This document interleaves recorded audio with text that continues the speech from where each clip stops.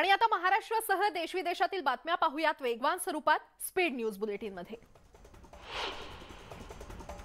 हाफिज सईदचा मेवणा अब्दुल रहमान मक्की याला UNCSनं आंतरराष्ट्रीय दहशतवादी घोषित केलेला आहे। 6 महिन्यांपूर्वी चीनने टेक्निकल होल्ड लावल्यामुळे हे प्रकरण लांबलं होतं।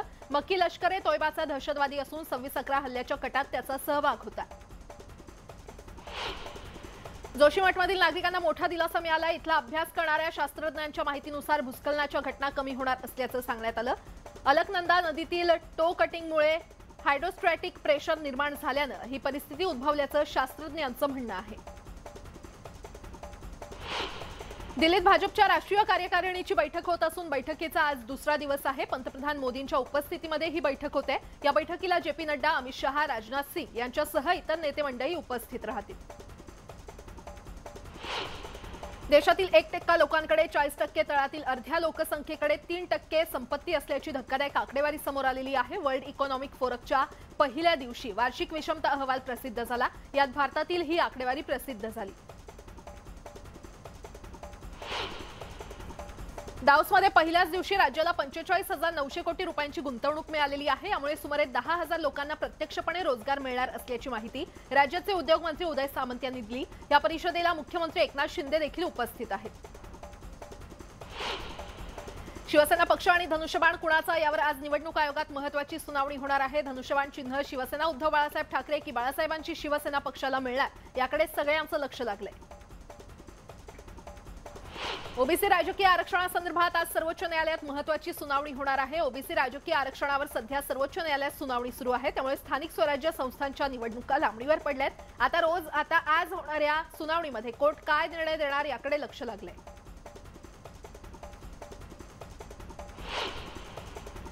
शिरपूरमध्ये घडलेल्या घटनेचा निषेध म्हणून आज वाशिम बंदची हाक देण्यात आली आहे। शिरपूरमधील एका तरुणानं सोशल मीडियावर आक्षेपार्ह पोस्ट केली असून यामुळे परिसरात तणाव निर्माण झाला। या समाजकंटकावर कडक कारवाई करावी या मागणीसाठी बंद पुकारण्यात आलाय।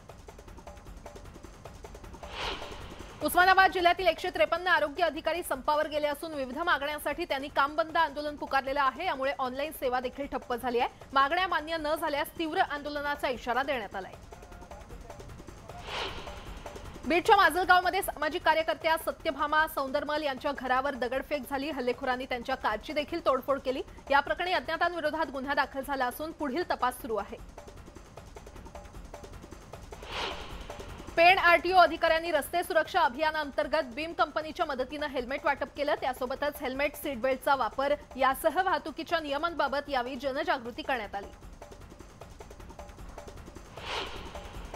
भटक्या कुत्र्यांची संख्या अमर्याद वाढत असेल तर त्याचेही नियमन होणे गरजेचे आहे असं मत मुंबई उच्च न्यायालयाने व्यक्त केलंय। त्या दृष्टीने तज्ञांची मतं जाणून घेणे आवश्यक आहे असंही न्यायालयाने म्हटलं। या प्रकरणी याचिकेवरील सुनावणी 2 मार्चला होणार आहे।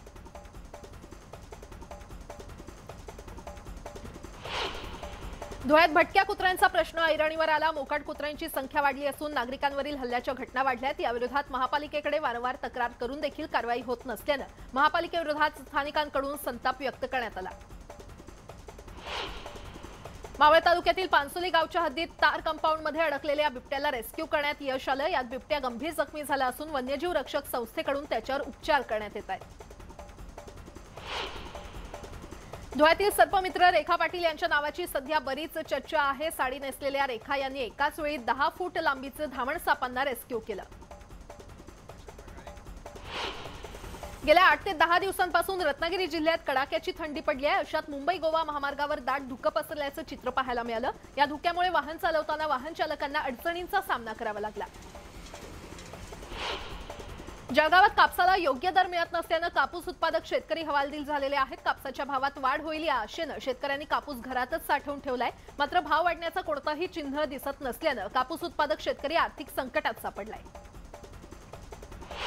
कापसाच्या दरात घसरण झाल्याने शेतकऱ्यांना मोठा फटका बसतोय। गेल्या हंगामात 11 ते 12 हजार दर मिळाला। मात्र यंदा 7 ते 8 हजार दराने कापसाची विक्री होते। त्यामुळे शेतकऱ्यांचं मोठं नुकसान होतंय। कापसाला किमान 10,000 दर मिळावा अशी मागणी शेतकऱ्यांकडून करण्यात येते।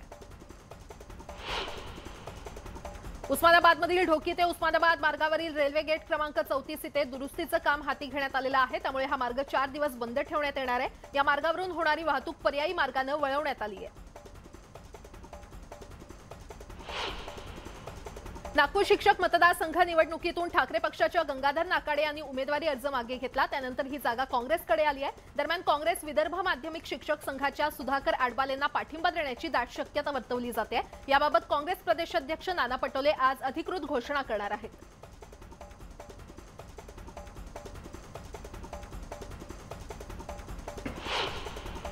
उस्मानाबादेत पीक विम्याच्या मुद्द्यावरून ठाकरे पक्ष आणि भाजप आमने-सामने आलेले आहेत। भाजप जिल्हाध्यक्ष नितीन काळेंनी खासदार ओमराजे निंबाळकर आणि आमदार कैलास पाटलांचं खुल्या चर्चेत आव्हान स्वीकारलं। वकिलांसोबत बसून कायदेशीर बाबींवर चर्चा करायला तयार असल्याचं त्यांनी म्हटलं।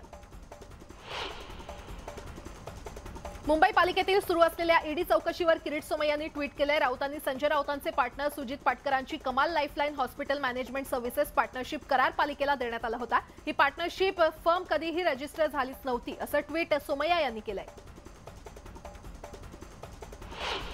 खासदार धैर्यशील माने यांना पुन्हा एकदा बेळगाव जिल्ह्यात प्रवेशाचे बंदी आदेश देण्यात आलेले आहेत। बेळगावात आज सीमा प्रश्नी हुतात्म्यांना अभिवादन करण्यात येत आहे। त्या कार्यक्रमाला धैर्यशील माने जाणार होते, मात्र बेळगाव जिल्हाधिकाऱ्यांनी त्यांच्या जिल्हाबंदीचे आदेश दिले।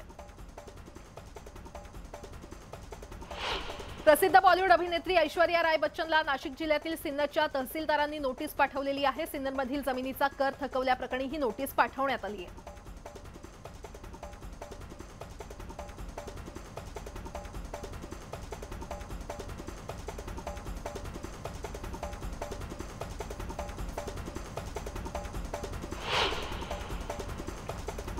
औरंगाबादच्या कन्नड तालुक्यातील चिकलठाणा इथून बेपत्ता झालेल्या 2 सख्या बहिणींचा मृतदेह आढळलेला आहे। विहिरीत त्यांचा मृतदेह आढळून आल्यानं एकच खळबळ उडाली आहे। औरंगाबादच्या गंगापूर तालुक्यातील लासू स्टेशन जवळ एका अल्पवयीन मुलीचा विनयभंग करण्यात आला। मुलीच्या वडिलांना धमकावून आरोपीनं हे कृत्य केलं असून या प्रकरणी आरोपीला पोलिसांनी बेड्या ठोकल्या। वर्ध्याच्या जिल्हा कारागृहात ईश्वर वांढरे या कैद्याचा मृत्यू झालाय। हृदयविकाराचा झटका आल्यानं त्याचा मृत्यू झाल्याचा अंदाज वर्तवण्यात आलाय।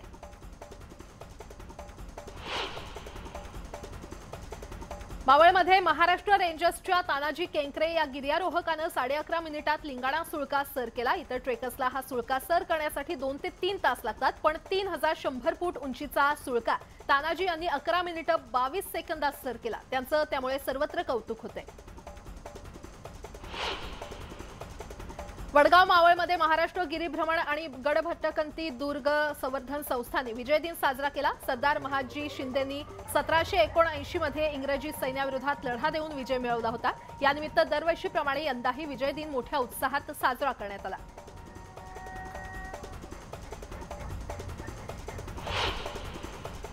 राज्य सरकारच्या मराठी भाषा विभागाच्या वतीनं मरीन ड्राईव्ह इथे मराठी भाषा भवन उभारण्यात येतं। या भवनासाठी सरकारनं 61,41,081 रुपये इतका निधी महाराष्ट्र औद्योगिक विकास महामंडळाला दिलाय।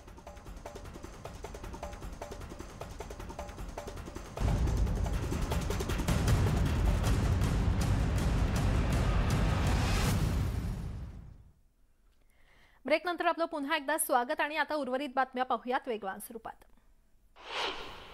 औरंगाबादच्या वाळूज औद्योगिक परिसरात दुचाकी स्वाराला फिल्मी स्टाईलनं लुटण्यात आलं। मध्यरात्री 5 ते 6 जणांनी दुचाकी स्वाराला अडवून त्याच्याकडील पैसे हिसकावून घेतले। यावेळी त्याला मारहाण करत त्याची दुचाकी देखील पेटवून देण्यात आली। दरम्यान गंभीर जखमी दुचाकी स्वारावर रुग्णालयामध्ये उपचार सुरू आहेत।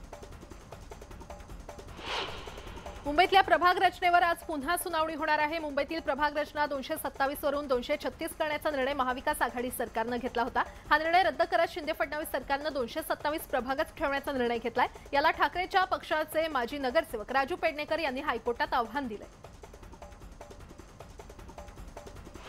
बेहिशेबी मालमत्तेप्रकरणी ठाकरे पक्षाचे आमदार नितीन देशमुख यांना समन्स बजावण्यात आलेला आहे। अमरावतीतल्या एसीबीच्या विभागीय कार्यालयात ते आज चौकशीसाठी हजर राहतील। दरम्यान नितीन देशमुख चौकशीसाठी निघताना शक्ती प्रदर्शन करणार आहेत।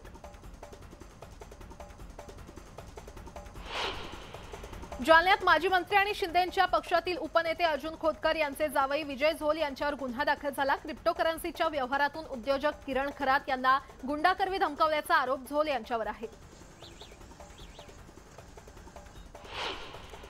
90च्या दशकापासून ते आतापर्यंतची सर्वात हिट ठरलेल्या जोडीमध्ये शाहरुख खान आणि काजलचं नाव येतं। नुकताच या दोघांचा एक जुना अनसीन फोटो सोशल मीडियावर व्हायरल झालाय।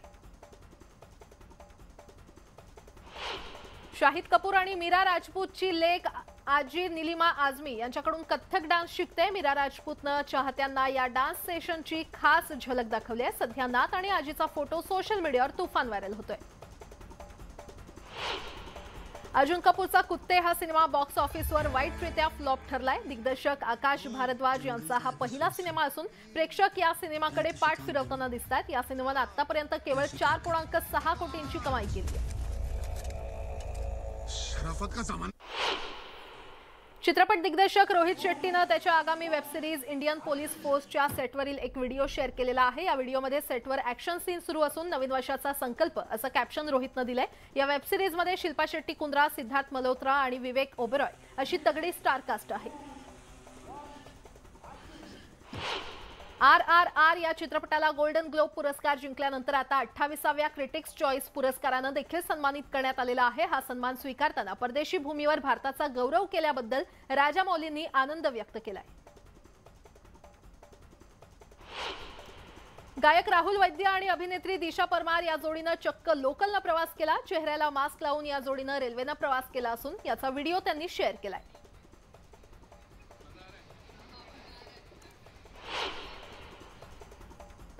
या बातम्यांसह या बुलेटिनमध्ये वेळ झाली इथेच थांबण्याची। मात्र ताज्या घडामोडींसाठी पाहत रहा न्यूज 18 लोकमत।